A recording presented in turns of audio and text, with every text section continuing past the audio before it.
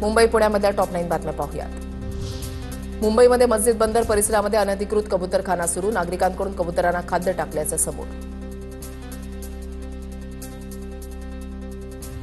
शिवडीमध्ये अटल सेतूच्या खाली खचलेल्या रस्त्याचं काम अजूनही सुरू नाही। खचलेला रस्ता एक आठवडा होऊनही जैसे थे, खचलेल्या रस्त्यापासून अर्धा किलोमीटरचा रस्ता वाहतुकीसाठी बंद। राज्य सामायिक प्रवेश परीक्षा कक्षाकडून विधी अभ्यासक्रमाची प्रवेश प्रक्रिया सुरू। 3 आणि 5 वर्ष अभ्यासक्रमासाठी 21,000 विद्यार्थ्यांचे प्रवेश, दोन्ही अभ्यासक्रमाच्या संस्थात्मक फेरीसाठीची नोंदणी प्रक्रिया सुरू। मुंबईमध्ये बेस्ट उपक्रमाची खासगीकरणाकडे वाटचाल। बेस्टकडे स्वतःच्या मालकीच्या केवळ 418 buses, 206 single decker AC bus, 187 मिडी नॉन एसी, 25 हायब्रिड बस खासगी मालकीच्या, तर भाडे तत्वावर 2,297 बस। पुण्यामधल्या भेकराई नगर दिवे घाट रस्त्याची भीषण अवस्था, मातीचे भराव टाकून मोठे खड्डे बुजवले गेले, मात्र पावसामुळे चिखल, रस्ता निसरडा झाला असून अनेक वाहन चालक घसरून पडले।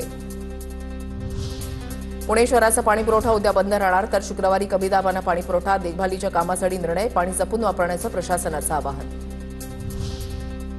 Shivajinagar Hinjawadi metro French company चालवणार, 10 वर्ष मेट्रोचं व्यवस्थापन करणार, मेट्रो पायलट सर्व महिलाच असणार। 87% पूर्ण झालेली ही मेट्रो सेवा मार्च 2026 पासून सुरू करण्याचं नियोजन।